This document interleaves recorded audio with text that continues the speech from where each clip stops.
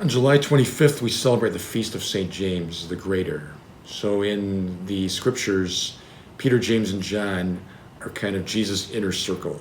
They're present at the Transfiguration. They are present in the Garden of Gethsemane. They're present in the most profound moments of the Lord's life. Tradition says that St. James, after the resurrection, ends up in Spain evangelizing the people. Goes back to Jerusalem, is the first apostle to suffer martyrdom, is beheaded by King Herod.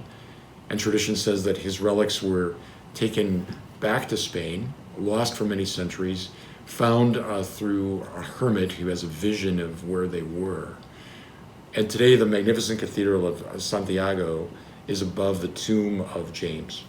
I've been blessed to do the Camino, this pilgrim walking way, twice, and it is a beautiful expression of faith.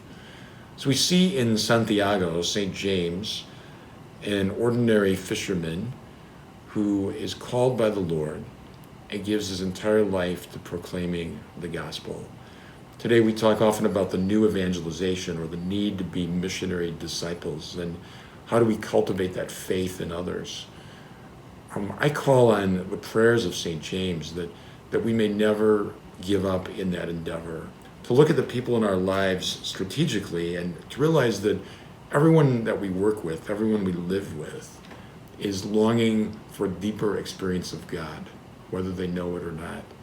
How can you and I become an instrument of that good news, that God unconditionally loves them, forgives them, and is calling them to greatness? When I've been blessed to pray at the tomb of St. James, I think, here's a servant, here is a fisherman, here's somebody that in many ways was no one extraordinary, and yet simply by hearing the Lord's call and responding became St. James the Great, an apostolic foundation in the church, that thousands of people still walk this Camino way to honor his tomb and to pray for his intercession.